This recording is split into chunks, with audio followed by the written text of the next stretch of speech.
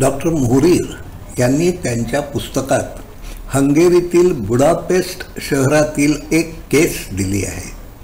15 आठवड्यांची गरोदर असणाऱ्या एका स्त्रीचा मेंदूतील रक्तस्रावामुळे मृत्यू झाला.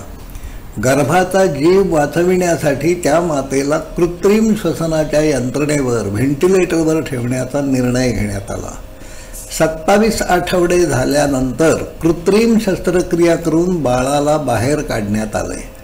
तेव्हा बाळाचे वजन 1.5 किलो होते. या काळात बाळाला अन्न पुरवठा कसा करण्यात आला याचा तपशील पुस्तकात दिलेला नाही. आत्मा असे काही नसून शरीराच्या पेशीतील आयन प्रवाहातून वाहणारा विद्युत भार म्हणजे जीवन. विश्व हाच एक इलेक्ट्रोमॅग्नेटिक ऑर्गॅनिझम आहे. डॉक्टर मोहरीर तसे मानतात.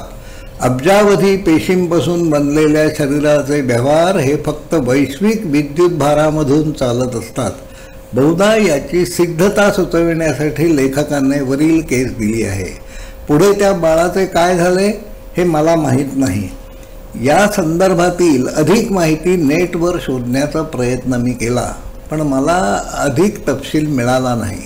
ही सत्य घटना आहे असे मानून पुनर्जन्माच्या अंगाने याची चिकित्सा व्हायला हवी. गर्भात असणाऱ्या बाळाचे मृत असणाऱ्या आईशी 15 आठवड्यानंतर काही देणे घेणे नव्हते. पुनर्जन्म हा आत्म्याचा होत असतो. कोणाच्या पोटी कोठे जन्म घ्यायचा हे आत्मा ठरवीत असतो. गर्भामध्ये आत्मा कधी प्रवेश करतो याबाबतही भिन्न मते मांडली जातात.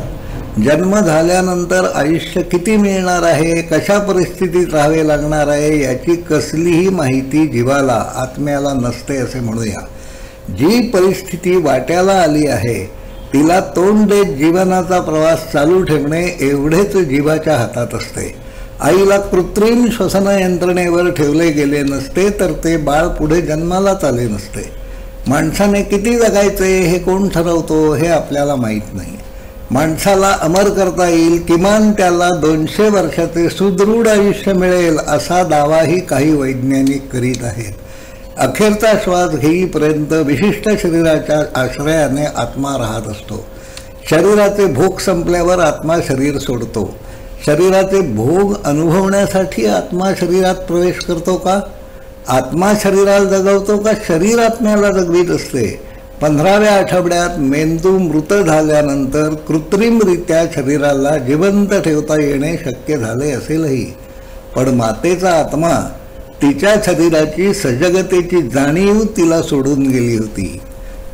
मानवाची कामे करणारे कितीतरी प्रकारचे रोबोट्स तयार करण्यात आले आहेत.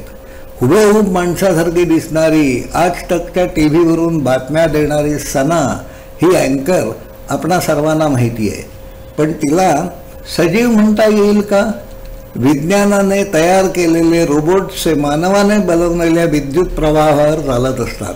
स्वतःच्या शरीरासाठी हवी असणारी वीज शरीरातील पेशी स्वतः तयार करीत असतात. यंत्रांना भावना नसतात. पुनर्जन्मापासून मुक्ती हवी असा विचारही त्यांच्या मेंदूत येणार नाही. आत्मा म्हणून ऊर्जेचे जे कोणते रूप शरीराचे व्यवहार चालवते, पुनर्जन्म हा त्याचा होत असतो. हा विषय किचकट आहे, पण यावर अधिक विचार करावा ही विनंती आहे. धन्यवाद.